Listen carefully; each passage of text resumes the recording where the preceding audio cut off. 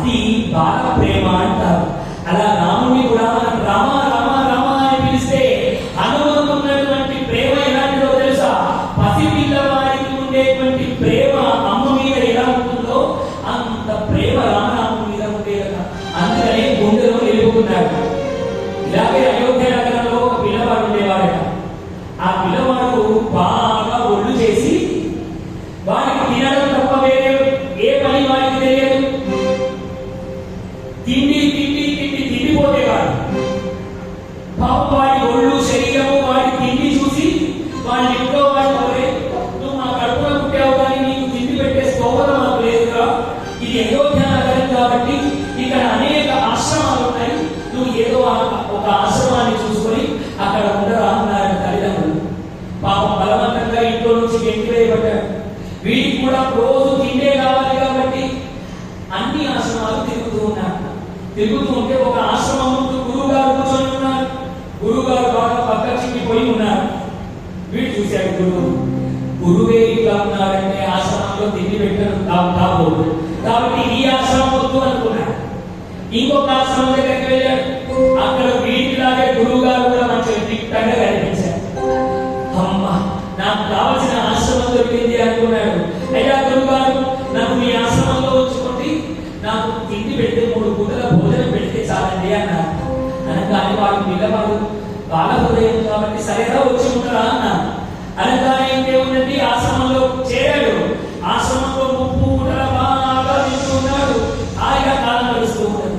ఇలా కాలం గడుస్తూ ఉంటే ఒకసారి ఏకాదశి తిథి వచ్చింది. ఏకాదశి తిథి రాగానే ఆ రోజునంతా భోజనాలన్నిటికీ సెలవు. భోజనాలు లేవు, ఏం లేవు. వీడు పొద్దున్నే నిద్ర లేచాడు. కాలకృత్యాలను నెరవేర్చుకొని తినడానికి పొద్దున్న లేవగానే వీడికి కావాలి. వెళ్ళాడు. పొయ్యి చూస్తే పొయ్యిలో పిల్లి పడుకున్నది. పొయ్యి వెలగడం లేదు. గురుగారి దగ్గరికి వెళ్ళాడు. అయ్యా గురుగారు, ఏమి ఇవాళ భోజనాలు సాపాటు లేదా అన్నట్టు. అదేమిట్రా, ఇవాళ ఏకాదశి తిథి అని నీకు తెలియదా? ఏకాదశి తిథి రోజు భగవంతుడికి నివేదన ఉండదు కాబట్టి మనం కూడా భోజనాలు చేయవురా అన్నాడు. అదేమిటండి గురుగారు, నేను ఆశ్రమంలో చేరేనాడు, మీరు నాకు చెప్పలేదు కదా ఈ మాట. ఇవాళ ఏకాదశి తిథి నాడు కనుక నాకు భోజనం పెట్టకపోతే నేను ద్వాదశి కూడా లేనండి అన్నాడు.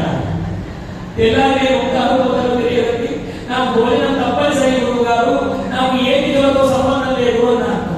పాపం మీ బాల హృదయానికి గురువు గారు, సరేరా, మన ఆశ్రమ నియమం ప్రకారం ఆశ్రమంలో వంట చేయడం నిషిద్ధం కాబట్టి నీకు నీ తిండికి కావలసినటువంటి పదార్థాలన్నీ నీకు ఇస్తాం.